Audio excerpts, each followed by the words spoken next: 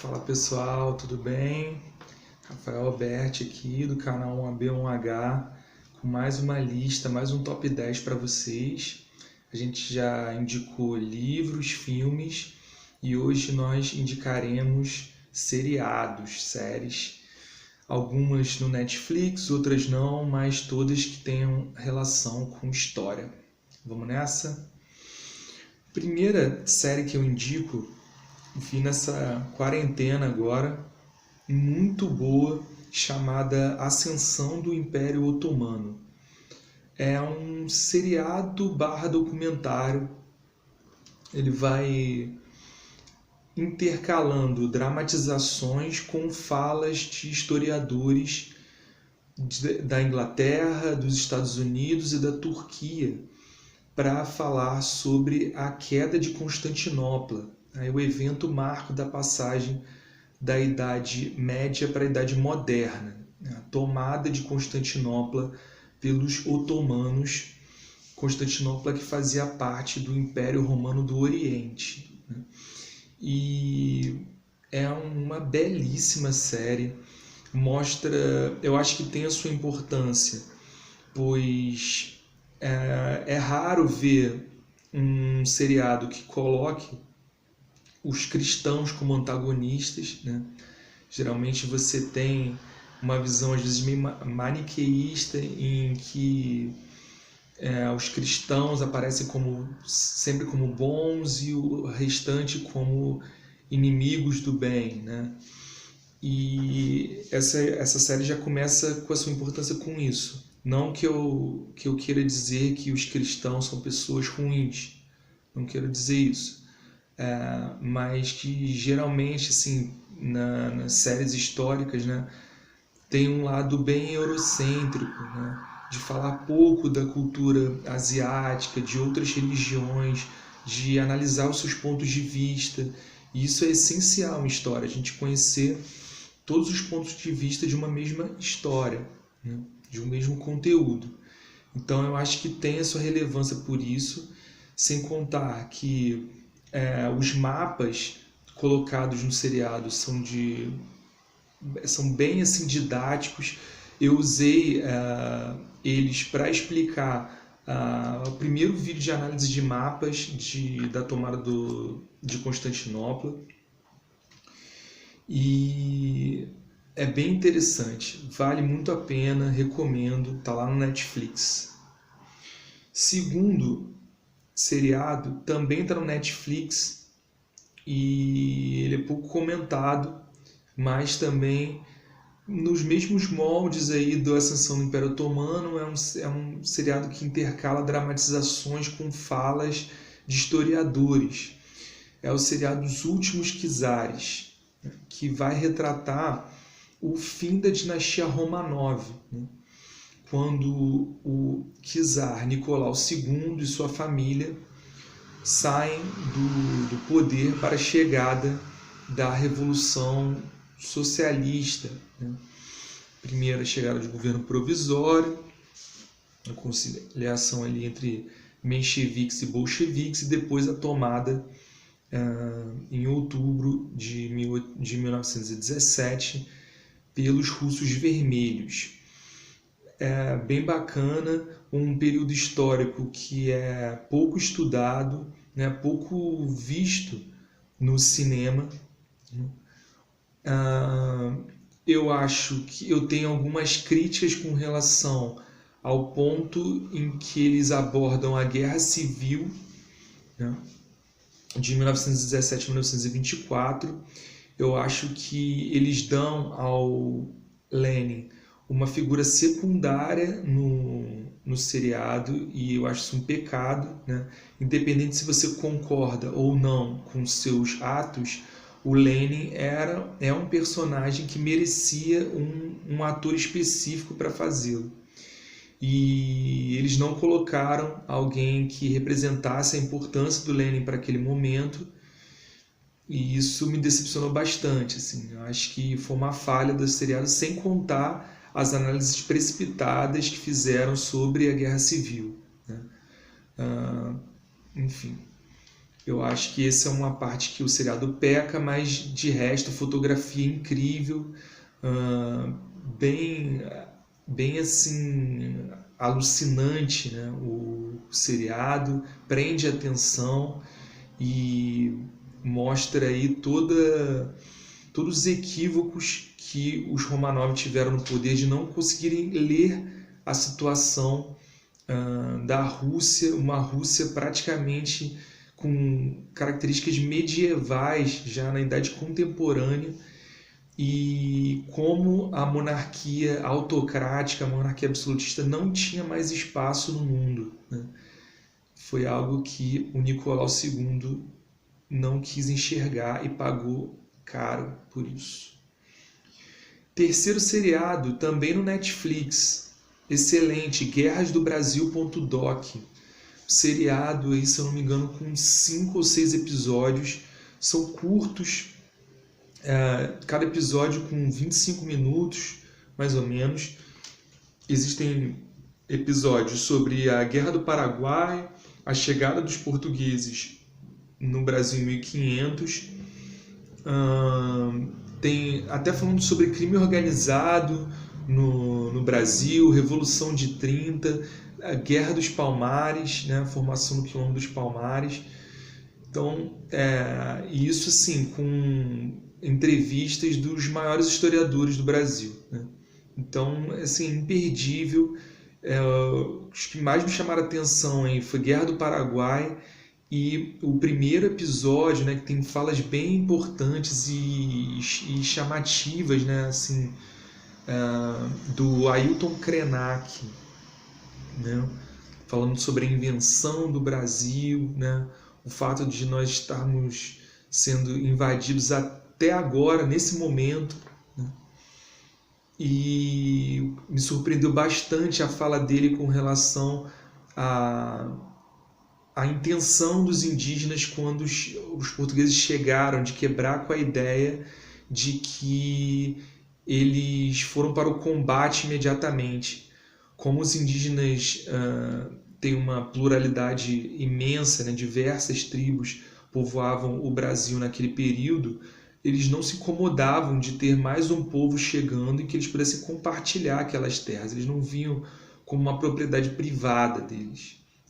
Enfim, eu não vou dar muito spoiler, mas eu recomendo bastante, episódios curtos, e eu acho que é um dever nosso saber mais da nossa história brasileira, né? Vocês alunos que estiverem me escutando, acho que é o básico que a gente precisa saber, né? A gente acaba vendo muita coisa de fora e desconhecendo a nossa cultura. Importante seriado. O quarto seriado também está no Netflix, chama Vikings. Vikings, apesar de ser produzido por um canal que os historiadores não têm uma simpatia, né, que é o History Channel, que produz programas grotescos como Alienígenas do Passado, Caminhoneiros do Gelo, O Mundo Sem Ninguém, coisas assim lamentáveis. Produziu um belíssimo seriado de um povo também pouco falado, né, até por eles não terem deixado registro escrito, né, fonte primária dos seus feitos. O que se sabe dos vikings é o que foi relatado em livros de britânicos, né? Então a gente tem uma análise do que falavam dos vikings, né? Não eles contando a sua história, mas é um seriado importante, e eu chamo a atenção principalmente para os rituais de sacrifício, né? Sacrifício humano, muito bem feito, com filmagens assim espetaculares e também bem intenso, muita ação, muita estratégia de guerra. Recomendo bastante esse seriado. O quinto seriado Ele também está no Netflix. Pelo que eu vi aqui, eu acho que só tem 2 que eu vou citar que não estão no Netflix. Mas esse também está, e ele é alvo de muito preconceito, que é o seriado 3%. É um seriado brasileiro. E eu defendo esse seriado porque eu acredito que ocorre um complexo de vira-lata assim, na análise. Eu acho que muita gente critica o seriado, os argumentos são que os atores são ruins. Enfim, eu noto que as pessoas não têm paciência com um seriado brasileiro quanto eles têm com seriados do exterior. O 3% é um seriado importante porque ele vai dar a perspectiva de confronto de ideologias. Ele vai discutir meritocracia no Brasil, vestibular, modelos de sociedade, capitalismo, socialismo, as diversas particularidades, divisões que existem no que seria, digamos, chamado da esquerda, desde aquela esquerda que aceita negociar com o status quo, com o sistema vigente e pedindo algumas concessões e não agindo de forma violenta, até aquela esquerda mais que acredita na revolução, que não vê a opção de diálogo, que quer um rompimento, uma ruptura. Eu acho que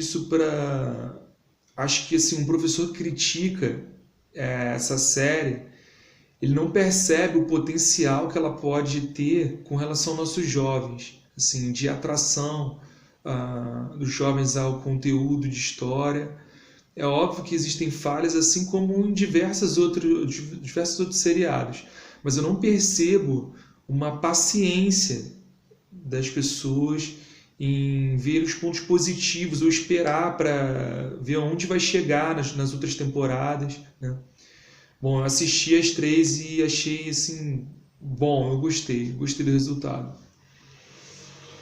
O 6º seriado, também no Netflix, é incrível, chama Wild Wild Country. Ele vai falar sobre o líder espiritual indiano Osho e a sua ida com o seu grupo espiritual para os Estados Unidos. Por que eu coloquei esse seriado nesse top 10? Porque eu acho que dá para fazer conexões interessantes com o modelo imperialista estadunidense. Esse seriado ele vai mostrar o impacto que o Osho teve com os seus costumes ao comprar um terreno numa cidade pequena dos Estados Unidos e a forma como a sua cultura vai predominando naquele local. Como ele vai usando das condições legais que o Estado norte-americano lhe concede através de compra de terrenos, de posse de armas, de influência na votação para a associação de moradores do local. E o que eu acho mais importante nesse seriado é como se os Estados Unidos sofressem tudo aquilo que eles fizeram na América do Sul, América Latina, nos séculos 19 e 20. Eu acho isso essencial para entender imperialismo. Do tipo, o incômodo que vocês estão tendo com esses costumes diferentes, essas ações, esse lado libertário, de exaltação, por exemplo, de atos sexuais ao ar livre, todo esse estranhamento com a cultura e uma resistência de não querer se adaptar, é justamente o que vocês faziam e fizeram e fazem na América do Sul e América Latina, e não percebem o quanto isso pode ser ofensivo, o quanto isso pode ser prejudicial a um modelo democrático, a vida daquelas pessoas que chegaram naquela região anteriormente. Então é algo sutil que aparece no documentário, bem longo. São 6 episódios, mas se eu não me engano, cada episódio é assim, acho que tem mais de 1h30, enfim. Mas vale a pena, pois por esse lado de ineditismo, assim, a surpresa com o diferente e a falta também de tato com uma falta de alteridade, uma falta de compreensão de que não existe só a sua religião no mundo, não existem só os seus costumes, eles não prevalecem perante os outros. Acho assim fantástico, e também dá para a gente refletir sobre fanatismo religioso, né? Sobre o quanto, o que uma pessoa pode ser capaz de fazer quando ela enxerga o outro como uma verdade suprema, né? Inabalável, né? Que não pode ser criticada.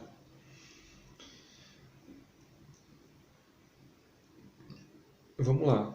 7º seriado chama Memórias de Chumbo, do jornalista que eu me inspiro muito, cara incrível, Lúcio de Castro. É um documentário feito pela ESPN, canal de esportes, que relaciona futebol com política. Memórias de Chumbo tem 4 episódios e ele fala sobre o futebol no período ditatorial do Cone Sul. Então, tem um episódio do Brasil e a relação com a ditadura de 64, o Uruguai e suas ditaduras, a Argentina e o Chile, né? Vale destacar aí o episódio do Chile, para mim foi o melhor, que conta como a ditadura torturava e matava dentro do Estádio Nacional do Chile, e qual foi a postura de um jogador chamado Carlos Caselli, que era da seleção chilena e do Colo-Colo, para resistir perante o Pinochet, né? As formas de protesto que impactaram a sociedade internacional desse jogador, que para muitos é desconhecido. Acho que vale a pena também dar uma olhada no episódio da Argentina, que vai falar sobre o impacto que a Copa do Mundo de 78 teve no país e como isso paralisou, né, os movimentos de resistência na Argentina, que eu digo depois que eles foram presos, né? Como a Copa do Mundo acaba neutralizando um pouco um sentimento de revolta da população contra aquelas barbaridades, né? Aí vale destacar, eu não vou dar spoiler total, mas vale destacar dois depoimentos de guerrilheiros falando sobre eles passando dentro de um camburão no meio da rua, e as pessoas comemorando o título da Copa do Mundo de 78. E o momento em que o capitão argentino estende a mão, cumprimenta o Rafael Videla, né, o ditador argentino, e o que as pessoas que estavam lutando contra a ditadura acham desse gesto. O 8º seriado é o Lost. O Lost, que foi um seriado que eu era viciado quando era adolescente. Procurava ler todos os blogs possíveis, análises de episódios, cenas, e ficou muito marcado pelo final, né, que ficou bem ruim, né?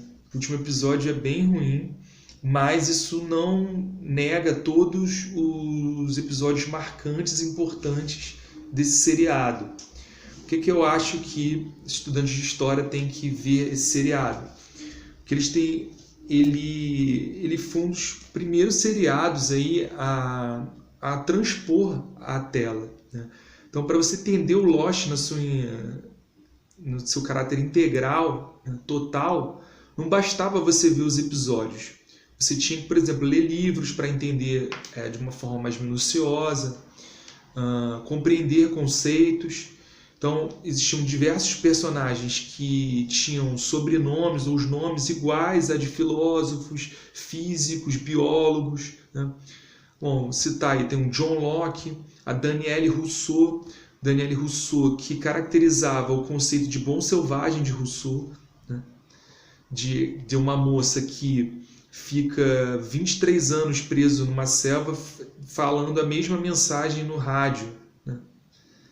Bom, pelo menos a princípio é isso, né? O que os tripulantes do avião que caiu numa ilha, né? Lost conta a história de pessoas que caíram de avião numa ilha que acontecem fatos fantásticos, assim, né? Uma ilha tropical que tem um urso polar.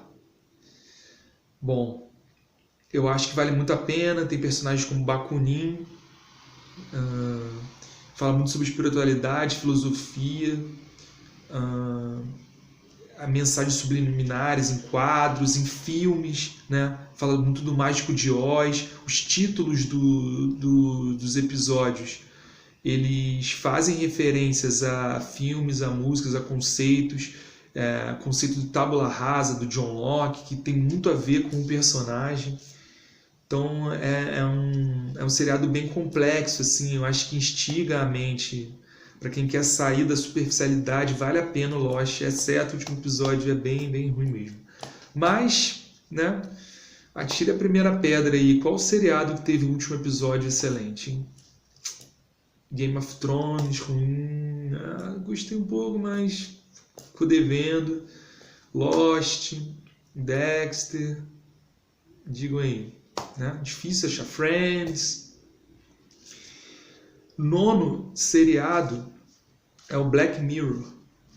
Isso aí é impressionante, assim, né, o que eles conseguem fazer nesse seriado. Assim.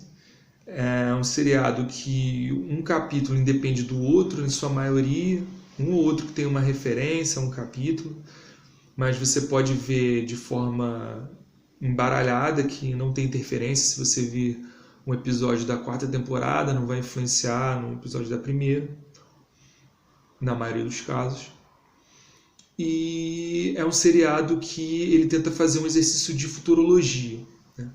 Como será o mundo e analisando a partir da tecnologia, né? Só que é um seriado incrível porque ele faz essa projeção no futuro, mas em muitos momentos ele te coloca uma pulga atrás da orelha de você pensar: será que ele está falando do futuro ou isso acontece agora? Será que essa sociedade individualista que ele está mostrando, que ele está criticando, do que a gente pode ser, ela já acontece, ela já existe? E, enfim, eu acho que vale a pena dar uma conferida. Alguns instrumentos tecnológicos que aparecem no seriado